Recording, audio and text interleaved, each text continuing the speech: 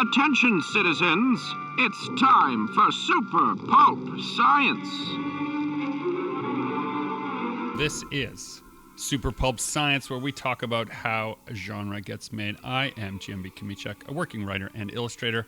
I'm joined by my long-suffering co-host, Justin Curry, known the world over as Chasing Artwork, and our producer extraordinaire, Dan Vadeboncoeur.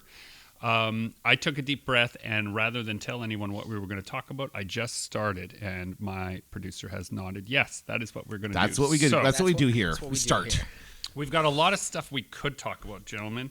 Winnipeg Comiccon was just on the past weekend. NaNoWriMo has just started. It's the month of November.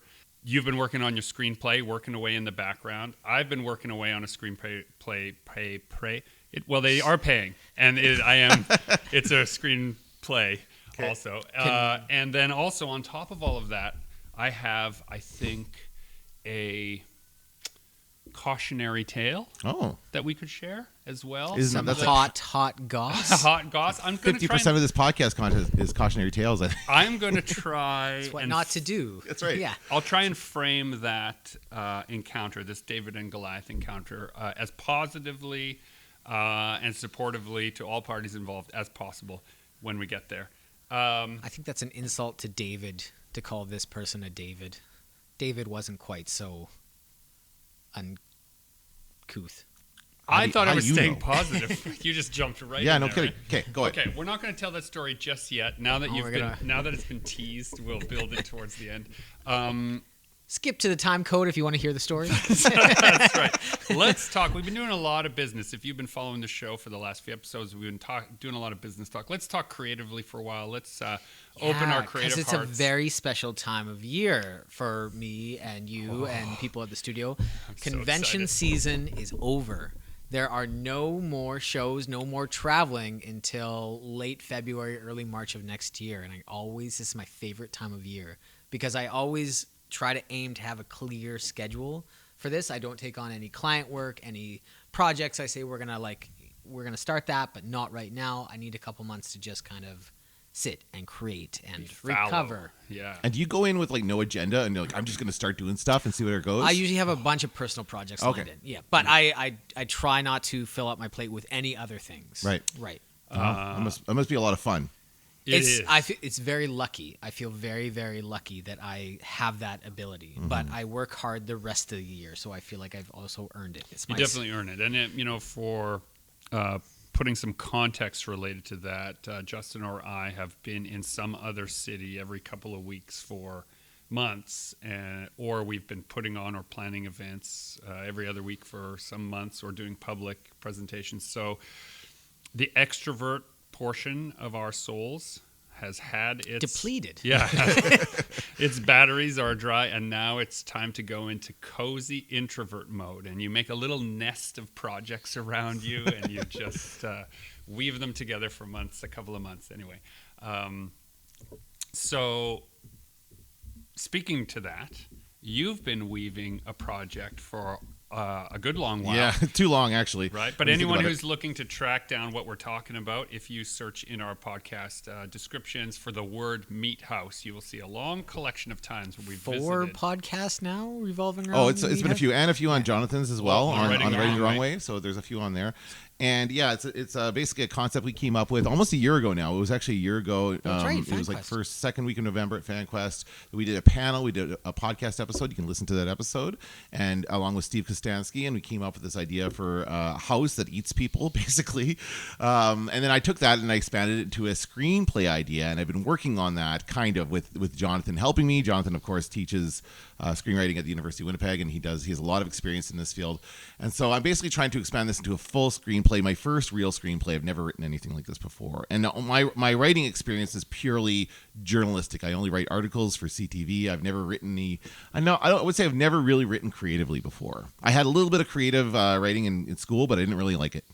So I don't know. And it's because they didn't give us screenplays. They didn't want me to write it. I would love to write a screenplay. For some reason, this is what's speaking to me. This is where I think I can fit. Yeah. Is writing movies. Mm-hmm.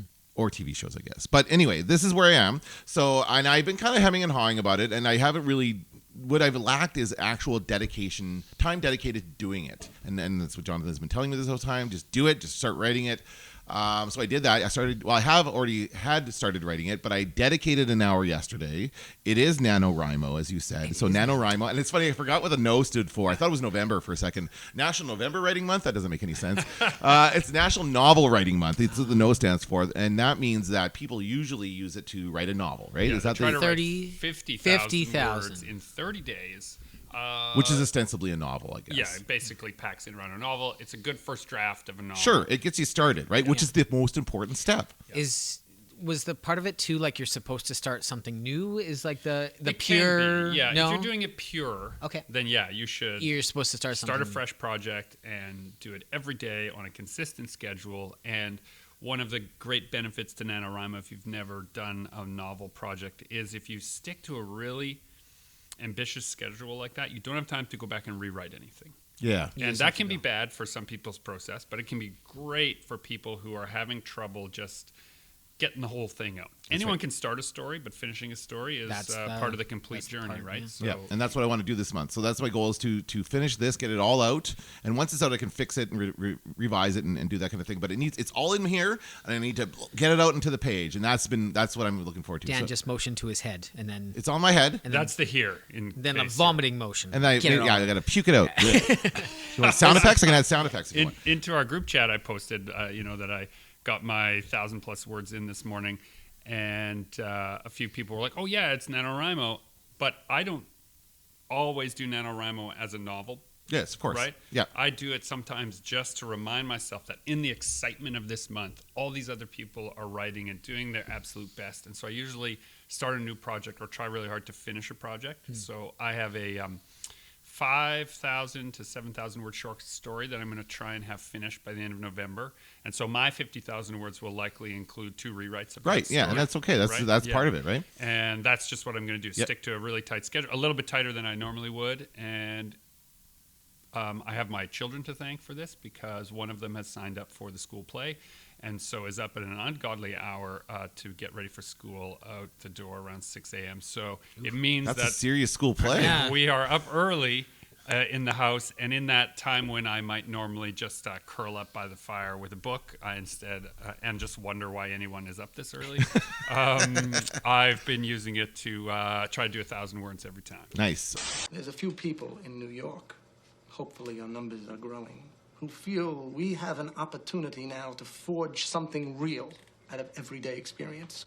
Well, There's also quite a few groups that revolve around this theme this month, the NaNoWriMo theme. So if you are thinking about getting into writing and you want to use this as a springboard, there's lots of online groups that you can join and share your work and get encouragement and be held accountable. Because I know like a lot of people, like they love the idea, but if nobody's checking in and if there's nowhere to put it when it's over, like a lot of that motivation can drain away. exactly. And my dear listener, even one word every day is progress.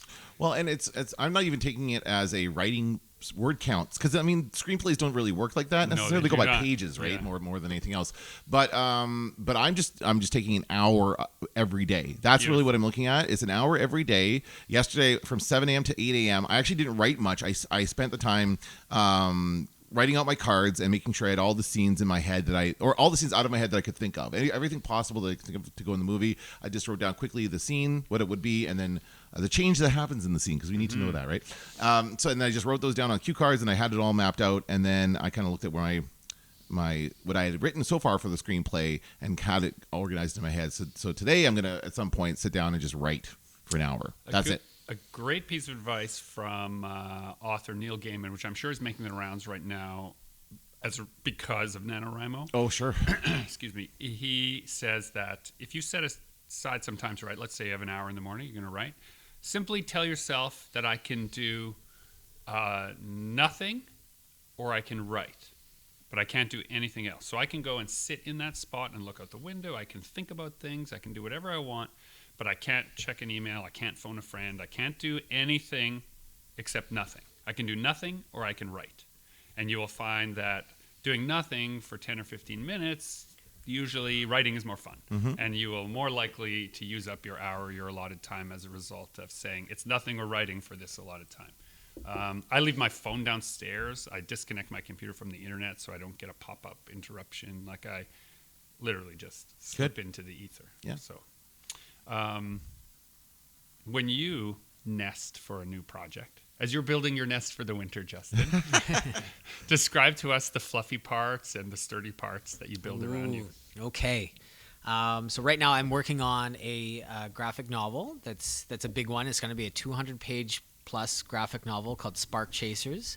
It's a strategy guide for a game that doesn't exist. So I'm telling this big story in a strategy guide format for people around my age who are nostalgic for the days of strategy guides and playing games. And some of us don't have 60 to 100 hours to put into these big epic RPG games anymore. And this book is meant to distill that experience into like a 2-hour reading experience. So when I get really into the production mode of things and am most productive, I find what works best is I take a day or two and kind of set up a whole bunch of scenes to knock down. So I will do some planning and sketching and have a whole bunch of scenes kind of sketched out. So I'll have a weapon shop and I'll have the characters board a train at one point and that becomes their vehicle. And then I have a big, elaborate like library scene. So those are kind of like the big 3 scenes I'm working on right now. And I'll get those all sketched out and ready to go. And now those require probably 8 to 10 hours each of painting. So once I have those all lined up to knock down, then I kind of separate them into elements and they're just ready to go on my computer. And I just put on movies or shows and paint nonstop. And usually I stop when my shoulder starts to hurt. Oh, nice. So one of my nest building exercises related to that is, and I guess it's prompted, I had a question and then I realized my own answer. So we're going to come at this backwards. So my answer to the question, these are ideas you've had all the way along and you're starting to So I guess coalesce. To distill my thing is I set up a whole bunch of work ahead of time. So there is no, what am I going to do next? What's my next plan? I set up a whole bunch of things to knock So you down. lay it all out. And I don't have to think about them anymore. They're Just all execute. laid to. And that's when I'm most productive with making my posters as well. I'll plan out like 4 posters, separate the elements and work on them all at once. Just knocking out the elements one at a time. Just so there's no thinking, there's no planning, there's no more concept to figure out. It's all just work that needs to be hit. So I do something similar in a different way. In my little writing nook right now, what I've done is I've gone through all the sketchbooks that I've carried around throughout this past year. And it's maybe an unhealthy amount of writing and scritching and sketching that I do. Like it's hard on my back to get them all together when I have a few years of them to move around. But any idea that is related to one another, I'll go through the sketchbooks and I'll open the pages so that it's a 2-page spread of that idea. And then in another book, there's a slightly more refined version, because one of the things we've talked about doing on this show is when you're moving one idea, when you're switching sketchbooks, take an idea that you're not done with and start your new sketchbook with that, and usually I remix iteration. it a little bit, right? Remix, refresh it.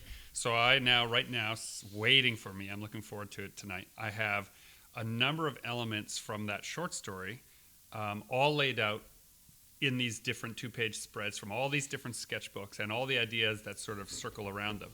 And why I'm looking forward to it is I also know in those same sketchbooks is something that I tend to do throughout the year, which is I'll write down a couple of sentences as seeds in my mind, like a mnemonic device for a person I saw either in a coffee shop or on the street or in an airport or had an interaction with, that is in my mind a fully formed character that is usable. Like a cast of thousands is waiting for me there.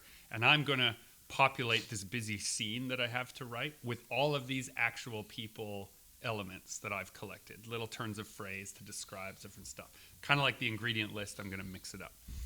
It's never as good as I think it is. This is a fun caveat, is that I'm always like, yes, I'm so brilliant. I'm going to use this writing. It's so great. And then I look at it, I'm like, wow, this needs a lot of work. I got to work real hard. But that first step of not having to wonder I don't have to face the blank page. Yeah. I'm just going to collect a bunch of stuff and then start to refine it is a really, really fun for me. And then in this particular project, I have a bunch of graphic design elements also, which I have the layouts for and like character designs for. So I don't really remember them, and I tried not to look at them too much as I found them. I just flip through. Okay, that's that one. Stack. So I have a whole bunch of them all together, and that's sort of how I'm building my nest for the next little while.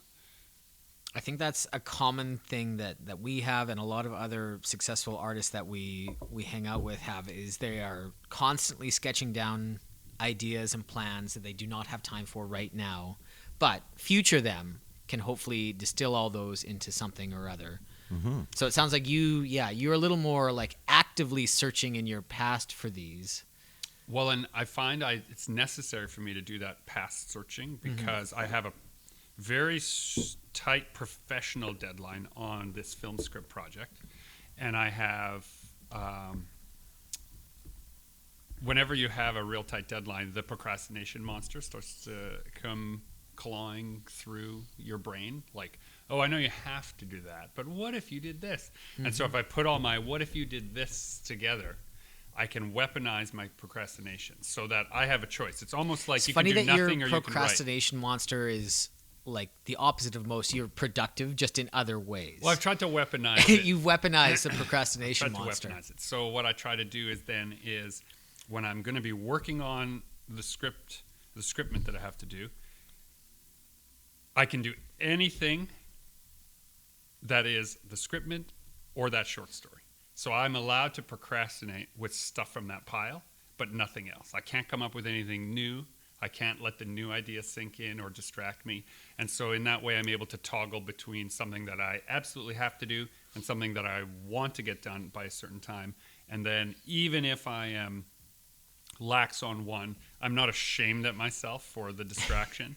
You know, like it used to be that I'd get distracted by going off to play like 4 hours of Street Fighter, you know, and now instead I go off and spend a couple hours, you know, making a different book. Oh, darn, I made a new book. Right. So now, being finished a book and publishing a book are not the same thing. And so, dear listener, recognize that each NaNoWriMo has created for me a husk of some monstrous draft that are not always anything more than that practice.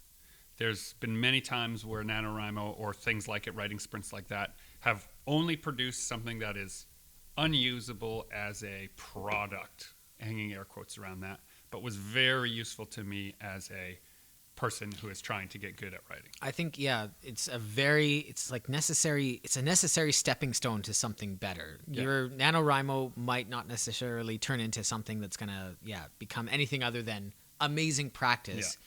And set you up for that next book project or writing sample that's actually going to go somewhere. Who cares about the 5th Earl of Bastrop and Lady Higginbottom and who killed Nigel Grinch Gibbons? I could feel my butt getting sore already. But has it turned into something usable for you? Oh, many times. Okay, yeah. Like what are some of the pieces you've written in NaNoWriMo? So the short story, I think the short story that became Automatic Age started as a NaNoWriMo project. My Witch Police project back in the day started as a NaNoWriMo project. My Imagination Manifesto graphic novel started originally as a novel that I started in NaNoWriMo back in like 2006 or whatever. How long has NaNoWriMo been going on? That's a great question. If only one of us was a producer with a computer. Oh, am I supposed to do this? No, I'm going to look it up right now. So you can ask the prompt once I know. How long? I'm just curious. I became aware of it, I think, when I met you guys and just met more writers and people who did it. I heard about it from you and Sam. I definitely didn't. I was know not about it on my familiar, but I'm familiar with other things like Movember. Yeah. I'm not gonna be growing a mustache. I already have a beard. So There you go. Thank you. National Novel Writing Month began in 1999 as a daunting but straightforward challenge to write 50,000 words of a novel in 30 days. Now each year, on November 1st, hundreds of thousands of people around the world begin to write, determined to end the month with a first draft of a novel. Okay. Yeah. So let's do it. That actually makes sense because my wife and I got together in 1999, and that's also formulates in my early years, those formative years, when I had also told myself, like, this is something I'm going to do. So it's interesting. I had assumed it had been going on longer than that. Yeah. Interesting. So, Great. cool. But whenever you found out about it, it's always good to have a schedule. You know what? It's also around the time where word count was something that was easily accessible. That's true. You could go into your Word document and access the word count. Prior to that, I'm not sure how easy it was? 1985 writers were supposed to, Well, you counted them. yeah. They must have. You had They've always used word count as a measurement. you haven't had a burned out cigarette in your hands, and you peered through your No, they could foggy probably average it out. glasses at the typewriter, and you said 1, 2, 3, and that's how you figured out your word. I'm pretty sure. Yeah, that or the trained raven on your shoulder would keep count for you. All right. Writing used to be so much cooler. It did used to be so much cooler. Well, speaking of cool, let's talk about the Winnipeg Comiccon just wrapped up. It was so cool. It was a lot of fun. I went there to cover it. First time I've actually gotten to cover it from CTV because I've pitched it before, but never have they. Although we've always kind of sent a camera there to show all the stuff happening. Yeah, you came strutting in with your press pass. I had a press you pass owned and the everything. place. Didn't need our pass. No, I did not. But I know and actually their PR person, Pamela Roz, she's awesome. I know her well. She's a graduate of our program, and she's very helpful. And I came in there to do a in pictures, which is a CTV thing where they just basically take a photo. And I was it was very nicely run. Everyone seemed happy and a good crowd, and everyone was doing well. Like, it was great energy, I would say, overall. Yeah, most very, very good people energy. were happy. Yeah, as far as most people were. Yes, that's a good little bit of segue? foreshadowing in there. But I will say, the one, I did kind of take a swing by Guest Alley. I did see Paul Sung-Young Lee, I think is his last name. I always mix it up with Kim because he played on Kim's Convenience. But he was taking a picture with all the Mandalorian mercs when I was walking by, which is very cool because he's Carson in The Mandalorian. Yeah. Like, he's a character. He's also going to be the new Uncle Iroh in the That's Avatar. right. Yes, Yeah. that's right. Yeah, so, yeah. honestly, could you have a more perfect casting? No, than he that? he is perfect. Yeah, for no, Iroh. that's gonna be awesome. So very, very cool to see him. But yeah, great event overall. Go ahead. And I'll just say also, he has a very good reputation on the show floor, behind the scenes. So He's one of the few actors that, every time he's at a show, I see him walking the artist around. alley and vendors and actually checking things Yeah, out. yeah, that's cool. That's, So for I him do to that. be exposed to a whole new fandom, which will, theoretically, Actually, yeah, he might not be able to do that soon. He might be Yeah. getting a little too famous. We'll see. We'll see what happens. see what happens. Mr. Ted Raimi came by the booth. And he's my favorite. We chatted horror movies and new projects, and toyed around with the idea of working together on something. So Nice. that was a fun and unexpected exchange. Did at you the say, "Holy show. shit, you're Ted Raimi"? No, That's honestly, what I would say. I just saw Ted Raimi.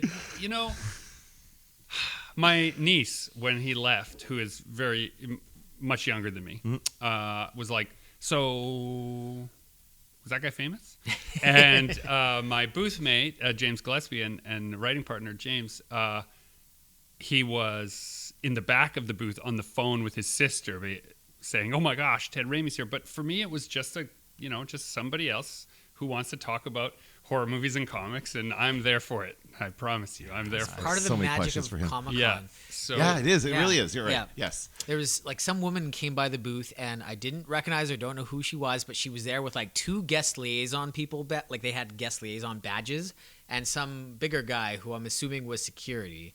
yeah. I have no and you're just having a normal interaction, but in the back of your mind it's like, this person's really famous for something. For some, But right now we're just going to talk about how much we like robots. And that's it, right? Yeah. You're just having a connection, a conversation with another person, right? Yeah. So in that moment, it's not Ted Raimi, Sam Raimi's brother, and the person who's done all these crazy movies and done all these and been killed so many times on screen. It's just another guy who likes that stuff, right? And you're just talking. That's it exactly. And Yeah. he was so kind with his time and so approachable and so Nice. just very interested in the source material from which I draw my inspiration, Yeah. and very fluent in all of it. So it was, as you might imagine, the Raimis would be. Yeah. So it was a great Cool. interaction. The show overall was so good, not just fiduciarily. It was a nice. I was telling Dan, it's one of my best Winnipeg shows of all time. It was a great year. Yeah, And a good attendance, as far as I can tell. Yes. they had, I think, up.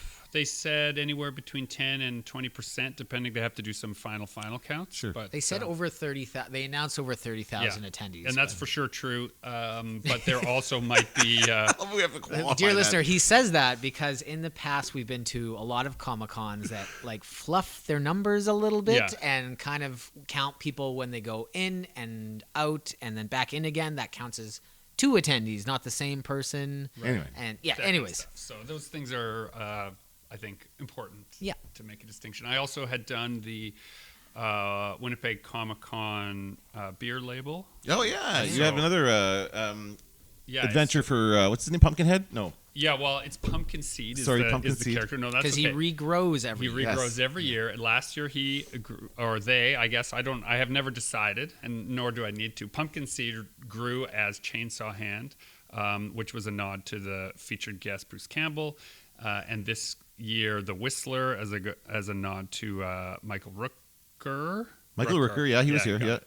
And for you beer drinkers, it is a very nice lager with like a bit of hoppy bitterness to it, but not too hoppy at all if you're not into that kind of thing. It's a very easy drinking beer. A and pale very ale. cool. Okay. In Yeah. partnership with Trans Can Canada. Brewery, and they told me that they sold out completely in one day at the distributor level around Manitoba, and then had one of their best event sales related to a sort of featured Ordered 4 lager times like the that. amount of beer that Something they like brought that, yeah. last It year. must be the label. Yeah, so I don't want to take any credit, but I'd love it if you could give me that credit when you are talking on their social media. Having like a fun beer at a Comic-Con, like it just those two things fit together, Yeah. you know, like let's go check out all the nerdy things and have like a pumpkin themed horror beer at the same time. I do have just fits. I do have some trepidation around a all ages event and then a promotion related to beer drinking.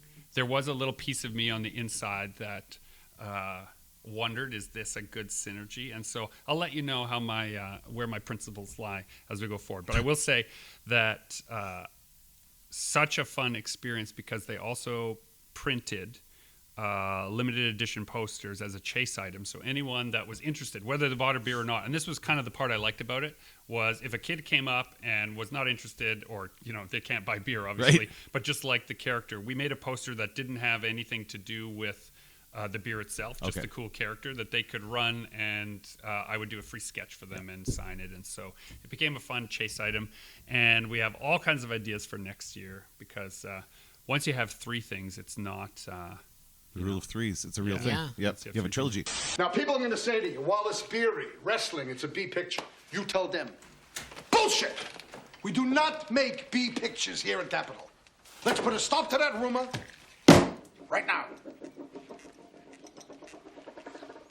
I did see quite a bit. I was only there for not too long, like maybe half hour, an hour. And I saw in that time a few people do the chase with you guys with Dead Work. Oh, yeah. Yeah. And that was happening quite a bit. Where and you, Lyndon was just over there, so you kind of had a bit of a Dead Work circle going. Yeah, hats Yeah. off to the Dead Work So, Collective. for Yeah. the dear listener who's newer to the podcast, Dead Work was an anthology project that myself and Gregory and Stephen Call and Lyndon Ruchenka, Jonathan Ball, Zach Schuster, there's 12 artists in total, had short stories collected together in an anthology. Some are sci-fi, some are horror, some are thrillers, some are fantasy. So it's a real charcuterie board of an anthology. Very different styles, very different stories. And what we found the best part of this project is a lot of us in this book do Comic-Cons. We're all in the same artist alley. And when somebody buys Dead Work from my table, I get to them send them on a chase to like, you're going to have to go find Gregory. He's somewhere over there. And then you have to go find Lyndon and Steven. They're over there. And Zach somewhere over there. And they're all going to do free sketches for you. And people love that, okay, now we have this item that we get to go get a bunch of free stuff added to it. Yeah, it doesn't cost them anything extra. It's just the activity of going around. Absolutely no incurred cost. No. They're just, if they're willing to go on the adventure and track it down, we are there for it. And we try to outdo each other's sketches Yes. on a regular So basis. I'll often say, like, Gregory's sketch won't be as good, but he's going to try, bless so his why heart. do you ask him? Yeah. Yeah, so it's- Tell him I said that, he'll try extra hard. Yeah, so it's really fun in that way. So, dear listener, if you're wondering like what a good thing to do with your other booth mates or people who you know are going to be at the show. If you can find some way to give some added value to a con attendee, this is a really easy way to do it. Yeah. And wearing the business hat for a while, we kind of figured out, we've all kind of noticed that about 1 in 3 people that have that dead work to get signed end up buying something at one of our tables, right? Like if they bought it from Gregory, 1 in 3 people that he sends over is also probably going to grab something of mine. Yeah. And what's interesting is browsing at them, they flip through it and they might be getting it from my table, but the art that really spoke to them was Zach's or Justin's, right? And so when they finally go and they find Zach or Justin, I think that's what's unlocking there. Is they're like, oh, this is the thing that actually made me want dead work in the first place. That's you. Yeah. Right? Oh, that's cool. And so that's a real fun element. At one point, Here it is. Here's the hot goss. At one point, a person came to my table and very aggressively addressed one of my my co-writer, James, about their treatment at the show. They were not having the best time. They were not having the best time, experience. and so I will preface the following by saying there is a really big difference between a grievance, a legitimate grievance, and an attack. And there's a very different, there's a careful way in which you can take your anger, frustration about how you feel you've been treated and turn it into a plan so that change can occur. This is different than creating a plan of attack. And I think that is important. Back in my misspent youth, I once helped organize a work stoppage, and we didn't do it all in the same day.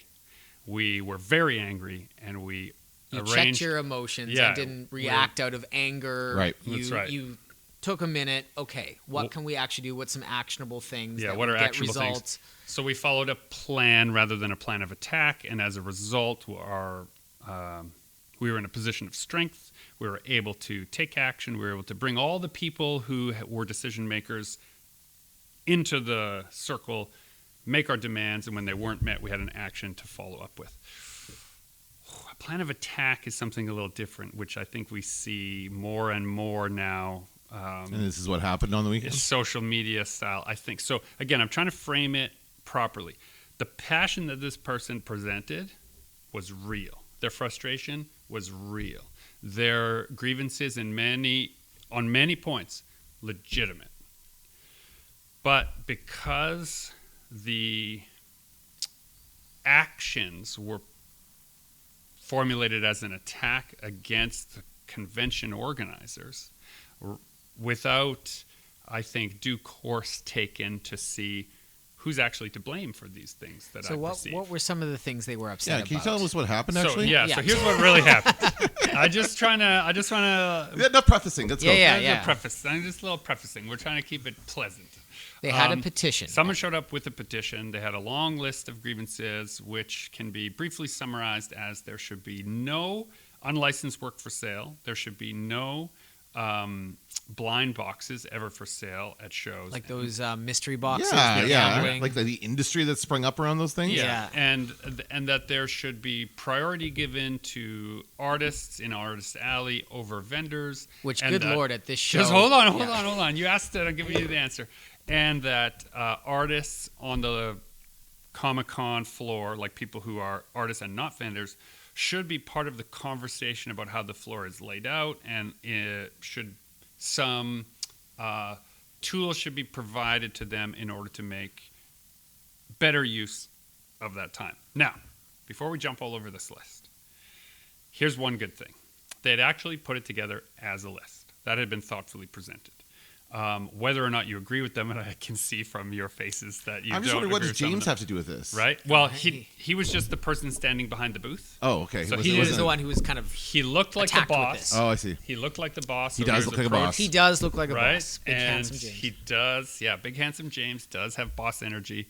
So he was approaching that way. So I interceded to ask what the fuss was about and to hear the list of grievances. But he just, sorry, just to interrupt. He just decided to approach your table out of all these tables? They did approach our table. No, they were approaching lots of tables. Oh, and I there see. were- Okay. That's another part of the story. Yes. There were lots of signatures on the petition. Oh, they were going to try and get signatures. I get it. That's right. Okay, It was a thank you. petition.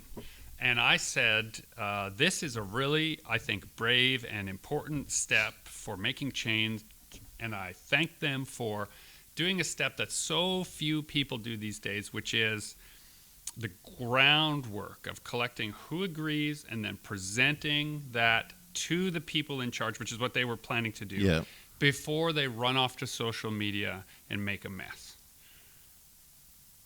Unfortunately, that praise I gave them had come a little too late because they had already gone to social media and made a big mess. Oh. And they had accused a license holder, someone who had legitimately was a license holder, pays annually and A very large exorbitantly Sure. to be a license holder for many licensed properties, accused them of selling only bootlegs. And it went viral and it caused a big stir. And these are people who have worked very hard to build their business, took great offense to it, unfounded accusation, but also it put them in a position where their license is now at risk because they've been accused of this. they've been Yeah. accused Yeah. of it, right? So Jeez.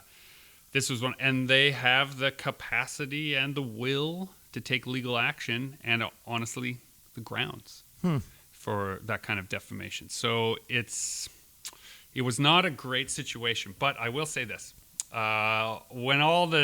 as the fervor was building and as I was trying to just play middle ground for this person, I assured them that if they had ever been to any other Comic-Con, they would see that the people who run the Winnipeg, Ottawa, Quebec, and Montreal shows are the same group of people. They're not a faceless group. It's like 7 people, and they travel with the show. They hear the grievances. They listen to the grievances, and I had personally, with my own eyes, witnessed them take direct action for ejecting AI artists, people who were violating license holdings, like with There was proper proof provided, they took action. They're willing to discuss it if you come at them in the right way, I right? believe at this show there was a vendor who had orders their stuff from China, and one of their vendors sold them art of an artist that was there. And the vendor had this bootlegged art of an artist, and the artist brought this complaint to the organizers.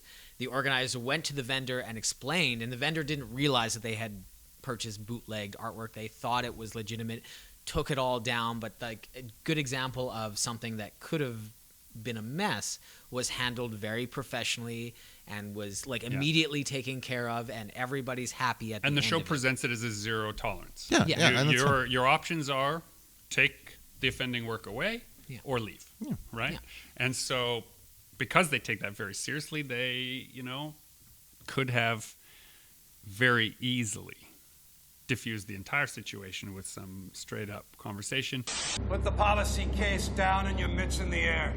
But almost like we had summoned the person themselves, the woman in charge of the show floor, arrived at that moment, literally while I was saying, this show, beyond many others, really does give a shit. Yeah. They arrived right in the middle of my explanation of that and said, hey, how's things going? Is there anything I can do for you? What's going on? And then looked at the situation and said, oh, am I in trouble? Is there something we can do to fix whatever this is? Just took a read of the situation of an unhappy person with an exhibitor badge. And said, what can I do to what make can it I right? do to make it right? Yeah. So it could not have, it actually couldn't have been better timing. And then those two went off to address the grievances, address the problem of that video, address the problems. What was the video? What are the Well, I don't want to cause any more trouble for them, but in general terms, it was just a video of a booth that they thought had violated a whole bunch of licenses. They actually just recorded it and posted it yeah, like that. Posted Okay. it to TikTok, and it had hundreds of thousands, multiple hundreds of thousands of views, and lots of comments. And people started showing up at the booth in question and booing them? and Oh, man. all this kind of. and it turned out to be completely unfounded. Yeah. Okay. Right. That's not good. Yeah, Right. no. So the And this mob is- mentality is dangerous. The mob Yep. is powerful, and I'm a union guy. The mob is powerful, all right? But you don't just make a plan of attack. Make sure you have a good plan of action. Yeah, that's right? a good lesson for Do a little anybody. bit of research too. yeah. Yeah, if anybody following on TikTok, that's happened a couple times with TikTok. At Polo Park in a mall here in the city, a bunch of people just showed up. And these are just teenagers who have hundreds of thousands of followers because that's who they just end up a viral video. I wouldn't put too much weight into the viral video. That's going to be like forgotten in 2 seconds. So don't worry about Well, that. the video's been taken down. Yeah, I'm sure. As far But, as I know, as yeah. far as people seeing it, like we're going to have that lingering thought that this person is bootlegging. But it's unfortunate that it translates into a real world Yeah. situation where somebody could be hurt or somebody like tempers can overflow and somebody, I just don't like. And this I don't situation. know what it is, but I was told there is a Discord, which I guess really is pun intended in this case, of the people who were Lots of dissatisfied with this scenario that was going on. And so it's kind of the beautiful thing about the internet and our connectivity now is that people who feel wronged can check the temperature and say, is this just me or is this someone else? And the echo chamber can be dangerous, but it can also be very necessary for you to build up the guts to say, like, I'm not the only person that feels Right, this way. yes. And someone's got to do something. Mad as hell. I'm not That's going to take this anymore. Right. And it takes bravery to be that person. Yeah. And so that's what I was trying to. I hope that came across with this person that came to me with the petition. Like, I think what you're doing is very brave and very necessary. I think the way in which you're doing it maybe is a little too firing from the hip. And the petition was a good step. That should have been step one. It shows that there are enough people interested in it that you should look at Well, it, right? okay, That's so right. here's the other thing that we heard after this had all kind of died down the next day.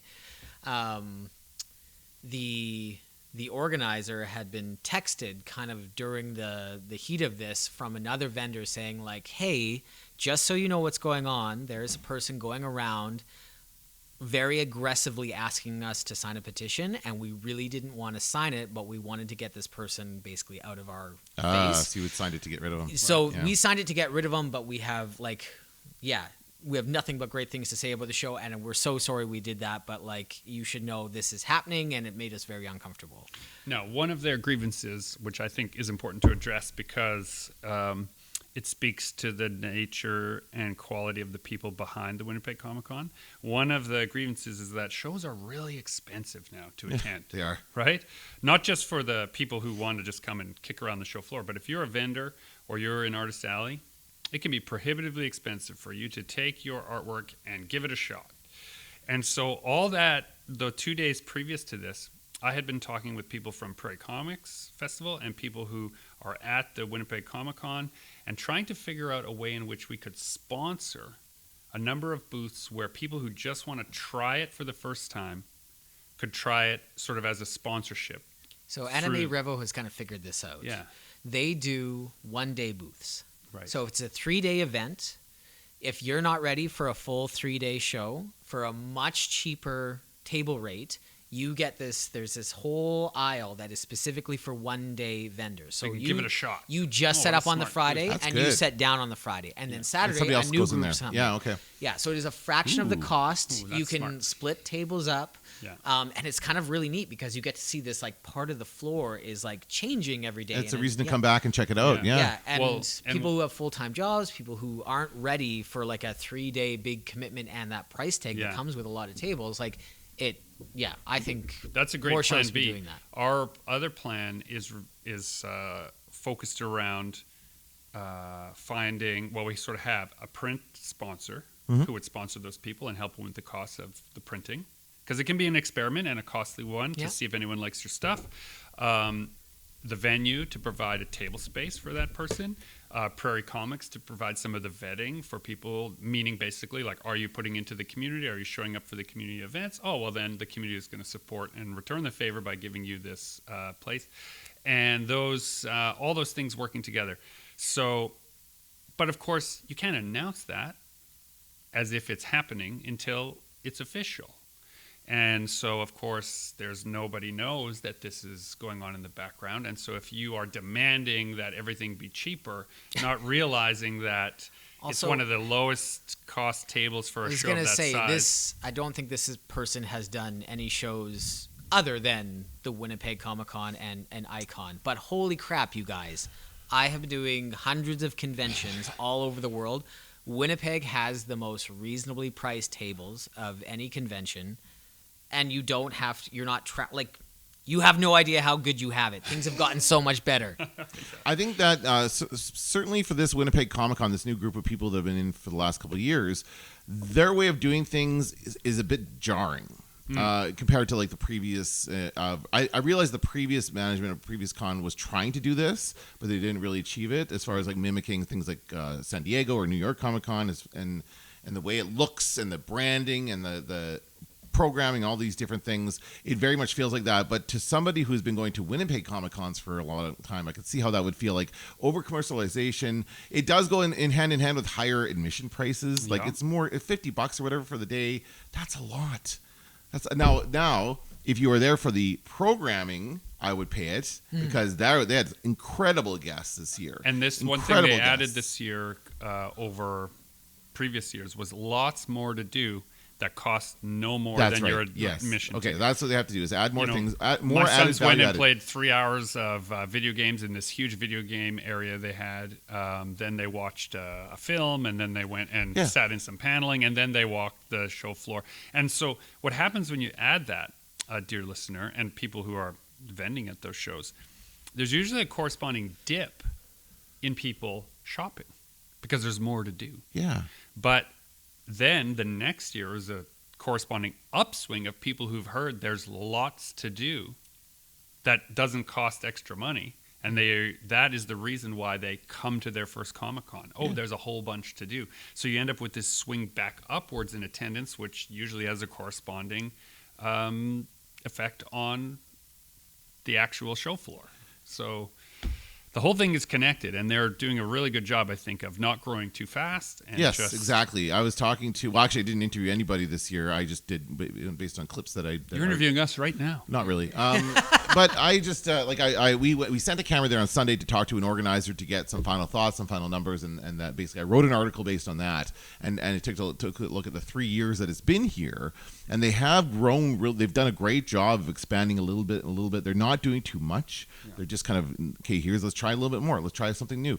But the gas, like, I don't think it's too expensive. It's the cost it needs to be for people. Like they're basing their price on venue rental and all the other stuff. And I can't imagine how complicated that must be. As somebody who's run a very much smaller convention, it's incredibly complicated on that scale. But it's a necessary price. They have to give us things to do while you're there. Yeah. And that is and so a lot of people look at that $40 or $50 to get in there. I'm not paying that. That's why you're just paying money to go buy stuff. Yeah. So they have to really make that more clear that it's not just going to buy stuff. You're doing all kinds of other things there. Maybe we should do a treatment. Hell, let Bob take a crack at it. He'll get in the swing of things, or I don't know writers. They're very much pushing the autographs and the photo ops. Those also cost money, right? Mm-hmm. So that's also something you have to pay for. Mm-hmm. So there's that as well. But I don't know. It's a great con. I think they're doing a great job. I just, I can understand some of the trepidations people have around it.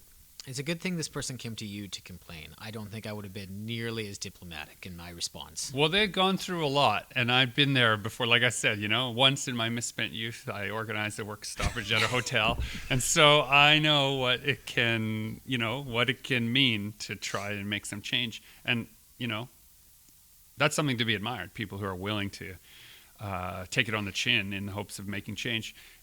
Just the fact that this convention would actually probably listen to them and maybe try to make changes, 99.9% of other conventions would just kick them out, ban them for life, and go on business as usual. Yeah, pretty much. So if you are a member of that Discord we were talking about, or if you have more knowledge about this, or you feel that we've... on the podcast. Yeah, or you feel we've mischaracterized the story in any way whatsoever, please reach out to us. If you want to come on and tell your side of the story, we would be more than happy to entertain it here on the show.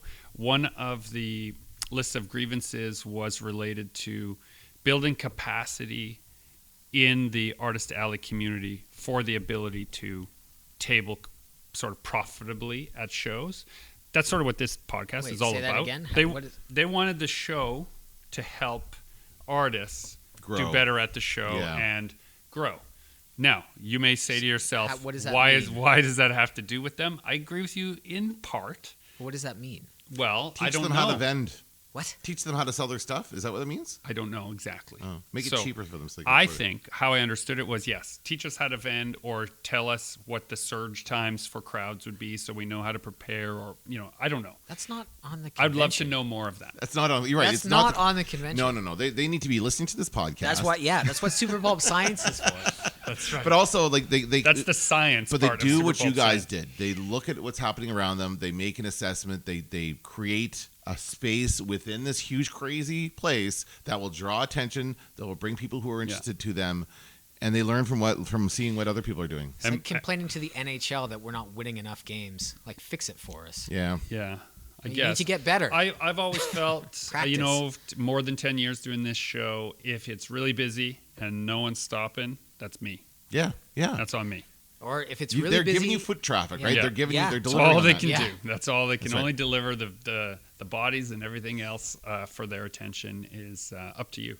And sometimes too, like there's lots of bodies, but nobody's buying things. I'll look around if it's crowded and nobody's carrying anything yet. It's too early in the morning. People aren't ready to purchase yet. Here's a pro tip. We may have said this before. If you see someone at a show with a 3-day pass, just remember you're an ambassador to your booth. They got 3 days. Their wallet's probably in their car. If it's Right. they have a Friday badge and it's near the end of the day Friday, you aggressively No, say, don't do that. Don't do what Justin it is has your said. last That's chance. right. No, You don't squeeze behave every like last that. Oh my dollar. Glenn Ross. No, just be respectful that browsing is sometimes all people can afford. It's fine, and It's don't okay. take it Yes. so personally. Oh my goodness. Like, I went to the movies last night, and there were so many trailers for movies I could not care less about. But that doesn't mean those people didn't work hard on those movies. Yeah. It's just not for me, right? This is what's happening at the table. Your table is the trailer for a It's movie not for maybe you. someone doesn't want to watch. That's right. Right? Yeah. So it's fine. Just let them see it and move on. It's your chance to just share your work with a new group of people every couple of minutes. My goodness, that's amazing. Like every once in a while, you and I will have like a down show or a bad show where we feel like we could do better.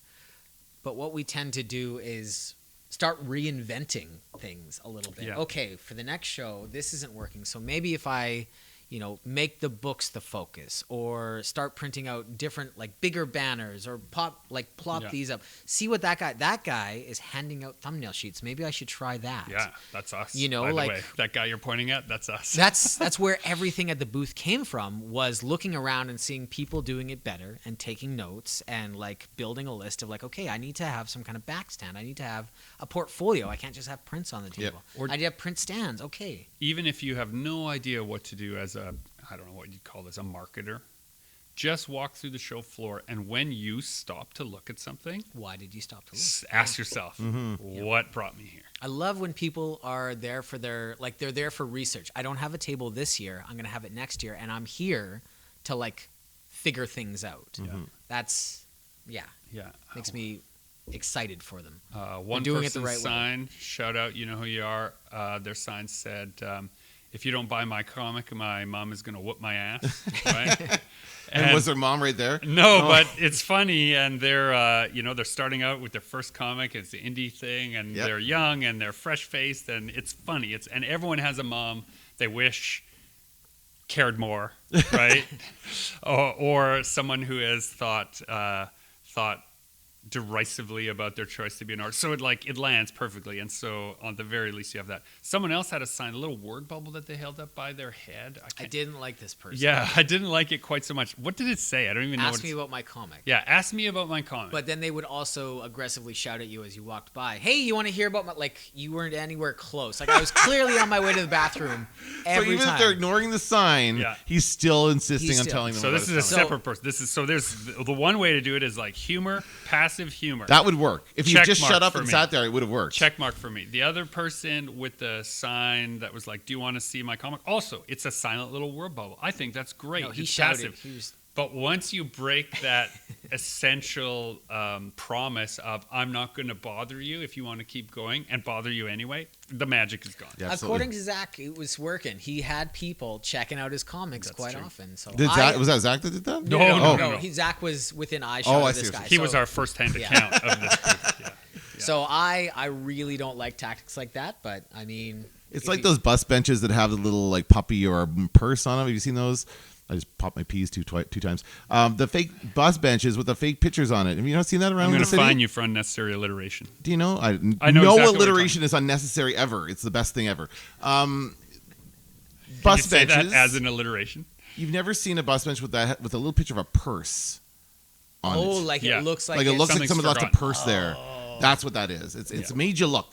That's Yeah. kind of, and then that doesn't work. It doesn't work. Yeah, makes like you light up angry. pillars, you know? They just made you look. man.